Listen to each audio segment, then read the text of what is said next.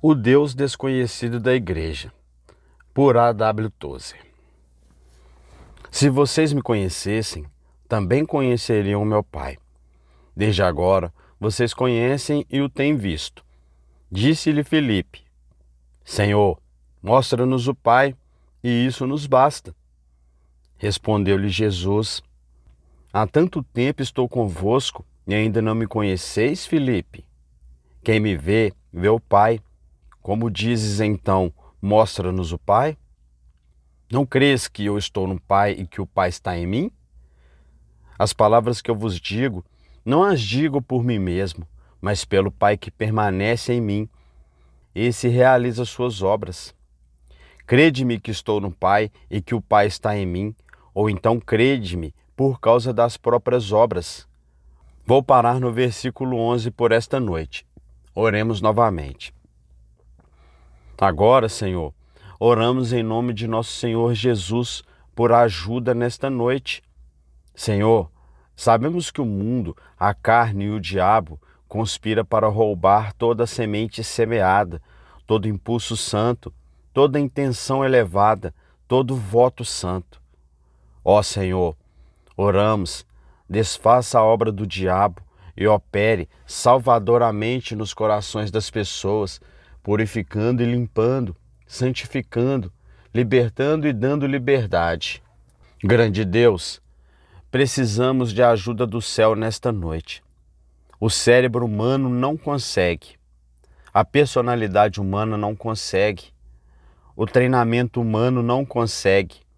O aprendizado humano não consegue. Mesmo que tivéssemos qualquer uma dessas coisas, elas não conseguiriam.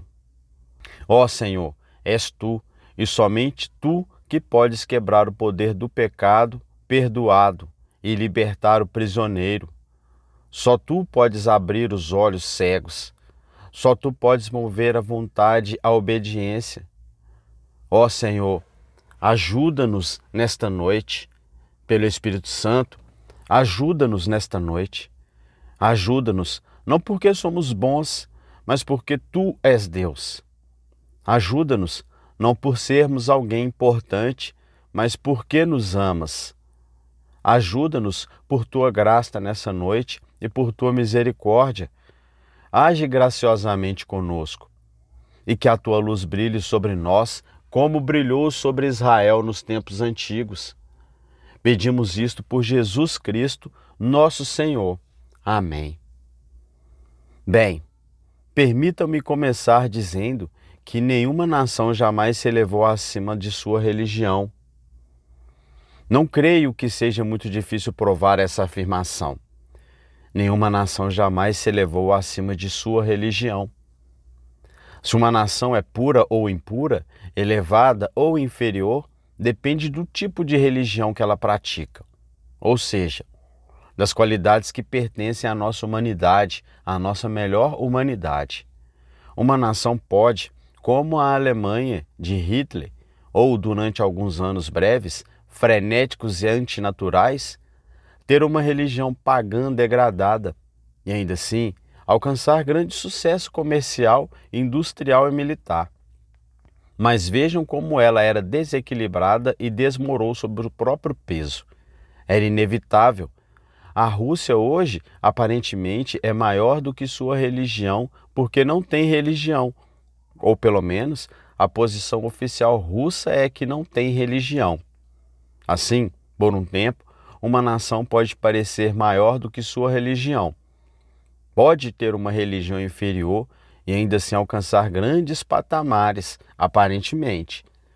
Mas, nas qualidades que pertencem à nossa melhor humanidade, nenhuma nação jamais se elevou acima de sua religião e nenhuma nação hoje está acima de sua religião. E creio que podemos prever com segurança que nenhuma nação jamais conseguirá se elevar acima de sua religião. Eu diria que isso deveria ser motivo de grande preocupação para os Estados Unidos da América. E não há lei que possa ser aprovada, nenhum partido político que possa chegar ao poder, nada que os homens possam fazer para garantir o futuro da nação que possa nos salvar. A nação será tão grande quanto sua religião, nada mais. Ora, uma nação pode se rebaixar a um nível inferior ao da sua religião. Pode, nominalmente, ter uma religião elevada e ainda assim afundar-se abaixo dela.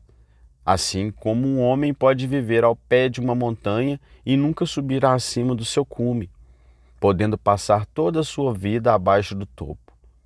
Contudo, se porventura escalar a montanha, poderá chegar ao seu topo, de modo que nenhuma nação jamais se rebaixou acima da sua religião, mas uma nação pode viver abaixo dela. E a segunda coisa é que nenhuma religião jamais se elevou acima de sua concepção de Deus. Nenhuma religião jamais se elevou acima de sua concepção de Deus. Essa é a coisa mais vital que se pode saber sobre qualquer igreja, qualquer homem ou qualquer nação. E toda religião, seja ela elevada ou humilde, pura ou impura, nobre ou vil, depende inteiramente de sua concepção de Deus.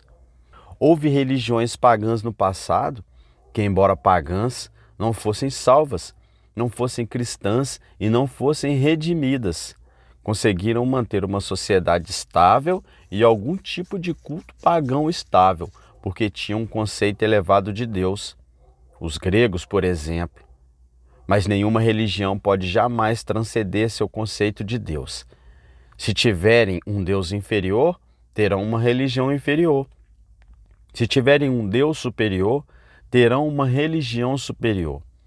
Estou falando das religiões que se afastaram de Cristo e das religiões que não são cristãs. E houve algumas grandes religiões, mas todas elas dependeram do seu conceito de Deus. Um conceito mais elevado de Deus significa que os homens se esforçarão por coisas maiores e farão o melhor que puderem, mesmo estando afastados de Cristo e mesmo sem terem nascido de novo. Mesmo sem serem redimidos, eles tentaram algo melhor se seu conceito de Deus for mais elevado. Ora, essas são considerações filosóficas que são apresentadas para vocês e dizem simplesmente o seguinte: o fato mais importante sobre qualquer nação é o que ela pensa de Deus. Bem, eu não sou historiador, nem por profissão, nem por ter estudado história a fundo. Diria que sou mediano, mas acredito que poderia prever o futuro de qualquer nação se descobrisse exatamente qual é o conceito de Deus dessa nação. Se eu pudesse saber exatamente o que os americanos pensam de Deus, se eu pudesse descobrir exatamente o que as pessoas comuns, as massas e a baixa liderança americana pensam sobre Deus, se eu pudesse enviar um questionário, Deus me livre de fazê-lo. Já se faz isso demais. Mas se eu pudesse enviar um questionário e perguntar: o que você pensa de Deus? Quando você pensa em Deus, o que lhe vem à mente? Que conceito lhe vem à mente quando você pensa em Deus? E se eu pudesse encontrar um padrão que me dissesse o que a maioria das pessoas pensam sobre Deus, eu poderia prever o futuro da nação, exceto, é claro, pela possibilidade de um avivamento que mudaria tudo isso. Mas nem mesmo um avivamento pode acontecer onde o conceito de Deus é baixo. O missionário não pode ir a uma terra pagã e pregar o evangelho. Uma das primeiras coisas que ele precisa fazer é falar sobre o Deus Altíssimo e purificar a mente das pessoas de conceitos baixos, indignos, ignóbios e vis sobre Deus. Não podemos nos elevar acima do nosso conceito de Deus.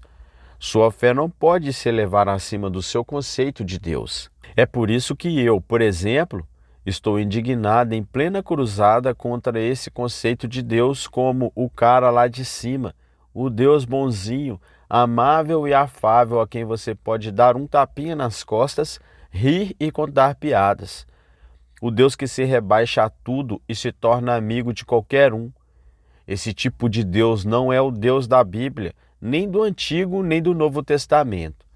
Não é o Deus e Pai nosso, de nosso Senhor Jesus Cristo. Não é o Deus que deu a lei de Moisés. Não é o Deus que libertou os filhos de Israel do Egito. Não é o Deus de Isaías nem de Davi. não é o Deus de João ou Paulo, não é o Deus de Lutero, nem o Deus de Wesley. Não é o Deus da igreja, é outro tipo de Deus, um Deus afável e complacente que se rebaixa a tudo e ignora tudo, sem fibra moral nem caráter. Esse Deus é o ursinho de pelúcia divino, o panda gigante que todos podem abraçar e mimar. Mas eles não têm respeito por ele, porque não têm noção de quem ele é. Eu digo que estou encruzada contra isso. Provavelmente vou ficar rouco de tanto falar e acabar num asilo, e eles vão continuar fazendo isso até o dia do juízo final. Mas enquanto eu estiver vivo e puder falar, vou continuar falando sobre isso. Não quero ser chato e não quero ficar repetindo a mesma coisa. Mas se eu ficar repetindo a mesma coisa, vou fazer com que seja uma boa coisa. Agora, eu digo que não apenas uma nação, mas uma igreja. Você pode dizer, bem, toda igreja tem o mesmo conceito de Deus, toda igreja conhece Deus, elas leem a Bíblia, é um conceito cristão de Deus. Ora, nem de longe. Deus foi diluído, modificado, editado, qualificado e alterado a tal ponto que muitas igrejas, não têm um conceito elevado de Deus. De forma alguma estou inclinado a pensar que os membros comuns desta igreja realmente acreditam em Deus como Ele é ou pensam em Deus como Ele é. Não acho isso. Conheço seu povo adorável. Não quero que fiquem bravos comigo, mas se ficarem, terão que orar, se arrepender e se acertar com Deus a respeito disso. Então não façam isso. Mas, mesmo que vocês sejam pessoas boas, não acho nem por um minuto que todos vocês tenham um conceito elevado e bíblico de Deus.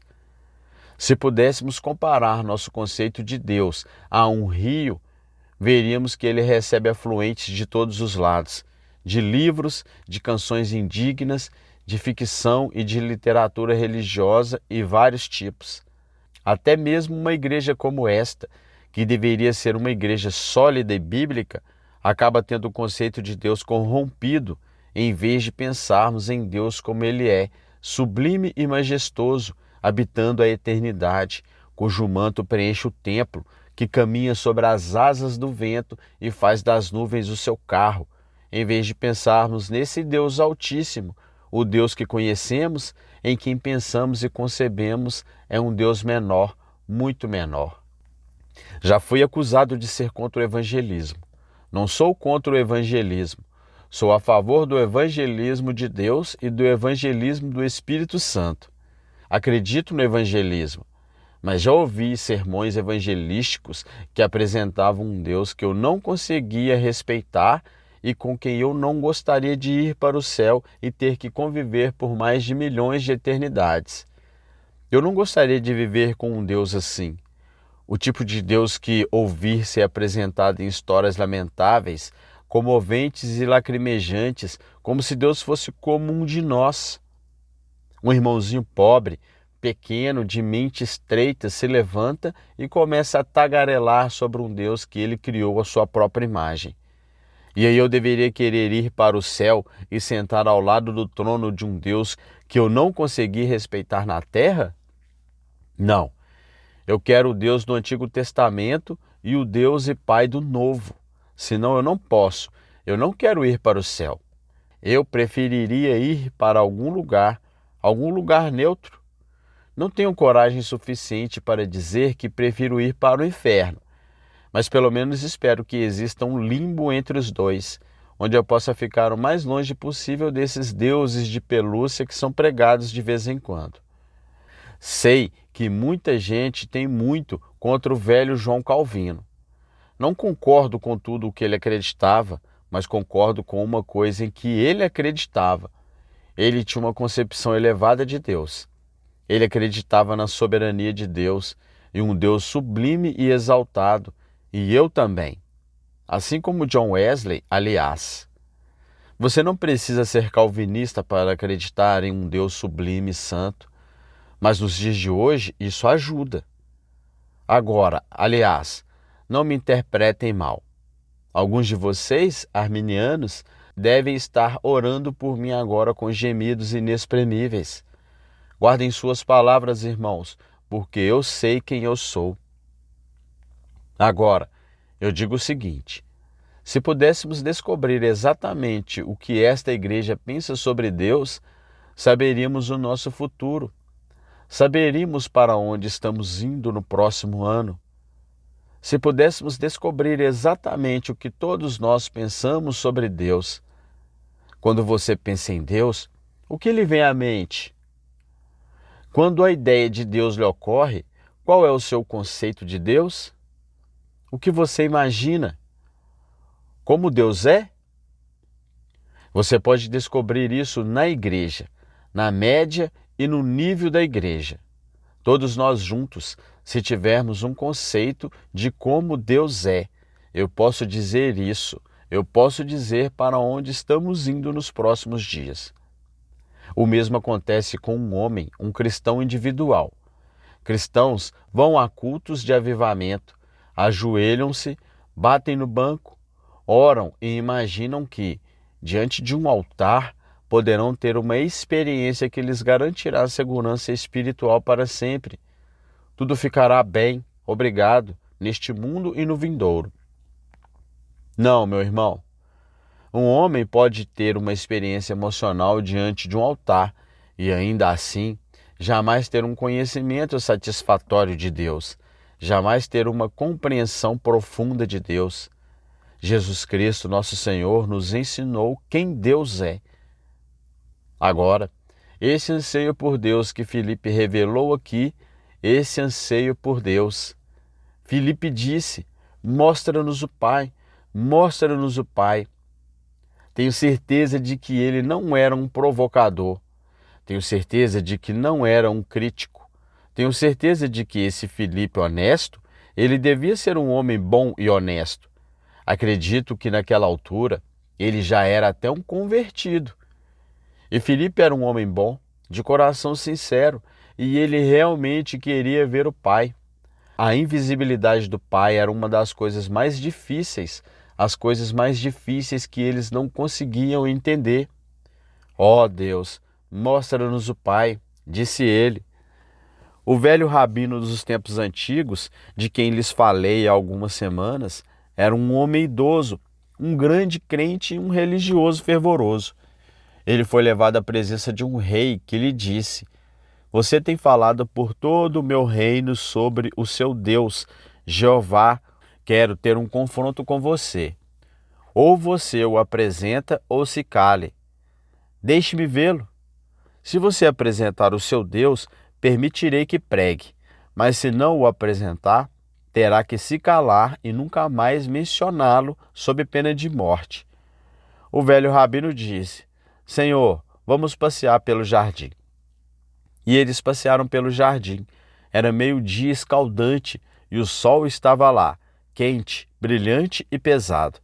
E ele disse: Senhor, eis o sol. O velho rei olhou para o sol e então se assustou e espirrou algumas vezes. E disse: Senhor, olhe para o sol. E ele olhou novamente, mas fez a mesma coisa. E finalmente, sem conseguir enxergar, disse: Rabino, não consigo olhar para o sol. Ele disse: você acabou de dizer aqui: produza Deus e deixe-me olhar para ele e você poderá pregar.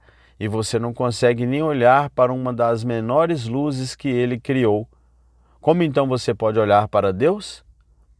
O velho rei disse: você venceu. E voltou para o palácio um homem mais sábio. Vejamos, a invisibilidade do Pai tem sido o argumento usado pelos ateus. Não temos mais ateus profissionais pregando hoje em dia. Tínhamos alguns anos atrás, homens como Ingersoll, que percorriam o país pregando, e um de seus truques favoritos era dizer que ninguém podia ver Deus, que ninguém podia criar Deus e que Deus era apenas uma ideia na mente das pessoas. Clarence Darrow foi o último homem de renome nacional a argumentar dessa forma. Dizem: mostra-nos o Pai, E eu não creio que Filipe, ao dizer isso, estivesse sendo crítico. Não acho que estivesse usando uma linguagem petulante. Creio que, ao dizer "mostra-nos o Pai", Filipe estava expressando um anseio profundo em seu coração. Ele queria alcançar Deus, a invisibilidade de Deus, o fato de Deus não poder ser visto. Você fecha os olhos e ora por um instante, abre-os e vê a parede, se Deus não está lá visível. Bem, o esforço para conhecer a Deus, encontrá-lo e alcançá-lo tem sido uma das atividades mais nobres da raça humana. Deu ao mundo muitas grandes religiões. Agora, quando digo muitas grandes religiões, não se assustem, meus caros e sólidos colegas fundamentalistas, porque não estou dizendo que todas as religiões são iguais e que todos estamos destinados à mesma mansão celestial. Eu sei que não é assim. Sei que ninguém vem ao Pai senão por nosso Senhor Jesus. Sei que não há perdão de pecados senão pelo sangue de Jesus.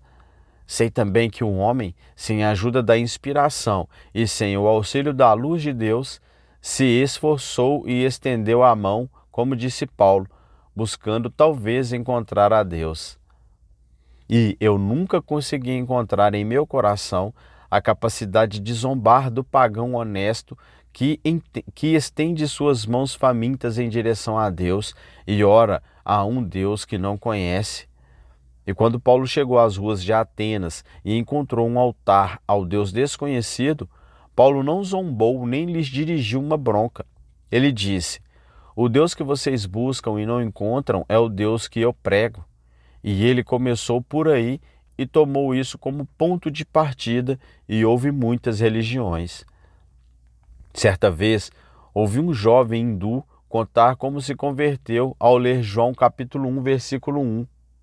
No princípio era o Verbo, e o Verbo estava com Deus, e o Verbo era Deus. E essa mesma linguagem, ou melhor, esses mesmos pensamentos foram expressos na linguagem com a qual ele estava familiarizado. E logo, o Senhor o conduziu a esses versículos, levando-o a crer em Cristo como seu Salvador. Houve grandes religiões, eu digo, e todas elas foram o esforço para descobrir Deus. E além das grandes religiões, houve grandes filosofias, e ainda existem, e grandes sistemas de metafísica. Mas Deus nunca foi descoberto dessa maneira, porque a religião mais elevada que existe fora de Cristo é apenas a religião de um homem. E a filosofia mais elevada, o ponto mais alto que qualquer homem já alcançou na escada da filosofia, foi uma obra humana. E nenhum homem jamais se elevou acima do seu próprio templo, acima da sua própria mente. Nenhum homem jamais poderia se elevar acima da sua própria mente. Mas se Deus pudesse ser descoberto dessa maneira, seja por jejuns, ou por visões, ou por viagens e peregrinações a Meca, ou a algum rio, ou a Palestina, se Deus pudesse ser alcançado dessa maneira, e aquilo em nós que corresponde aos nossos olhos, aos nossos ouvidos e às nossas mãos pudessem alcançar Deus dessa maneira, eu quero destacar algo para vocês, irmãos, que somente as mentes mais brilhantes poderiam conhecer a Deus. Se Deus pudesse ser conhecido apenas pela filosofia, então somente as mentes mais brilhantes poderiam conhecê-lo. Eu não gostaria de pedir isso a vocês. Vocês são uma congregação mediana e bem educada, até mesmo acima da média. Mas eu não gostaria de pedir a vocês esta noite que fizessem uma prova sobre a República de Platão. Eu não sei quantos de vocês seriam capazes de passarem uma prova sobre a República de Platão. A República de Platão é considerada, eu suponho, a Bíblia da filosofia. E, no entanto, não há muitos cristãos, nem mesmo, sei lá, escutem, não se enganem, nem muitos liberais seriam capazes também. Eles dizem que nós, fundamentalistas, não seríamos, e dizem que somos burros. Eles também não seriam, só que eles fingem que são. O pregador deles é capaz, eles acham que são, eles não são. Eles sabem muito mais sobre o programa de TV do que sobre a República de Platão. Você não saberia me dizer o que Spinoza ensinava. Tenho certeza que não. E Pitágoras e Aristóteles. Qual era a diferença entre os conceitos de Aristóteles e Platão? A pessoa comum está ocupada demais para descobrir tudo isso, e somente as mentes mais brilhantes conseguem absorver tudo. Portanto, se Deus fosse descoberto pela intelecção, pelas atividades do cérebro humano, somente as mentes mais brilhantes poderiam conhecer Deus, e o resto de nós teria que se contentar em não conhecê-lo. Quando Lord Bacon escreveu Nuvem Organum, um novo órgão do sabor, enviou uma cópia ao rei Henrique VIII. O rei Henrique VIII tentou lê-lo, devolveu-o e disse: "Este livro é como a paz de Deus que excede todo o entendimento." E disse: "Aqui está o seu livro." Ora, se fosse necessário ter uma mente capaz de compreender o novo organo para se converter e conhecer a Deus, isso excluiria provavelmente cerca de 75% dos seres humanos. Um homem teria que ter uma mente muito brilhante. E não só isso, ele teria que ter grande conhecimento. Ou seja, ele teria que ter usado sua mente adequadamente. Além disso, ele teria que ter tempo livre ilimitado antes de poder conhecer a Deus. É preciso muito tempo livre para estudar e aprender. É preciso muito mesmo. Você tem que fazer muita coisa. Você tem que fazer muitas coisas. Alguns dos antigos pensadores não fizeram quase nada além disso.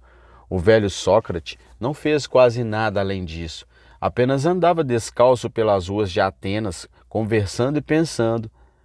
Se você quer ser culto, precisa ter muito tempo para se dedicar a isso, meu irmão.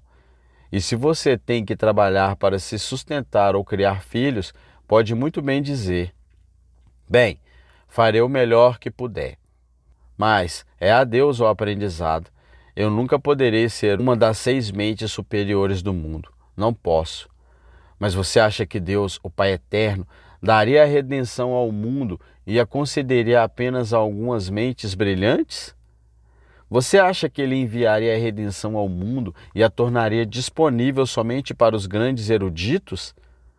Você acha que ele enviaria a redenção ao mundo e a deixaria disponível apenas para aqueles que têm tempo livre e limitado?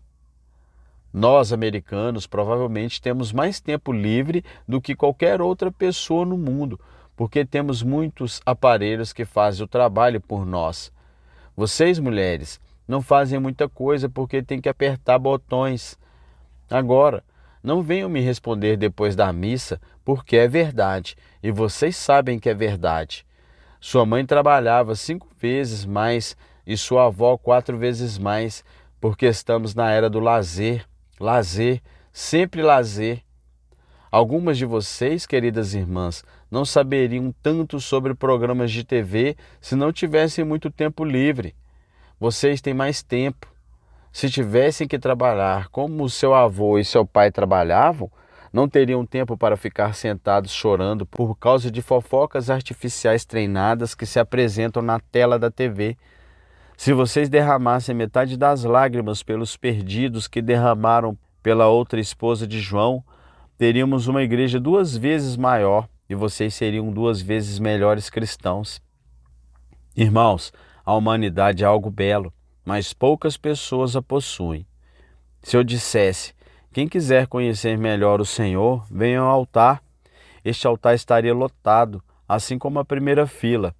Se eu dissesse: "Quem não é perfeito, mas deseja receber uma pequena bênção do Senhor," teríamos o altar cheio novamente, com pessoas na plataforma. Mas se eu perguntasse: "Deus falou com você, Senhor, a sós?" Ele está te chamando à confissão e à humildade, à admissão de seus erros?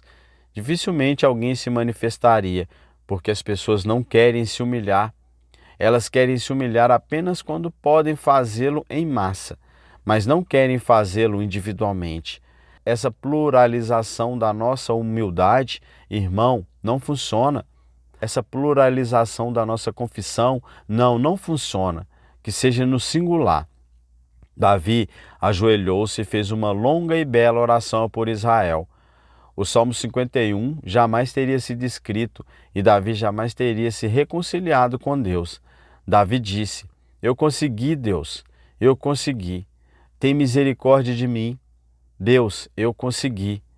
Ele singularizou a experiência. E se vocês singularizarem a sua confissão, singularizarem a sua humildade e disserem: Deus, sou eu, Cristo se revelará a vocês.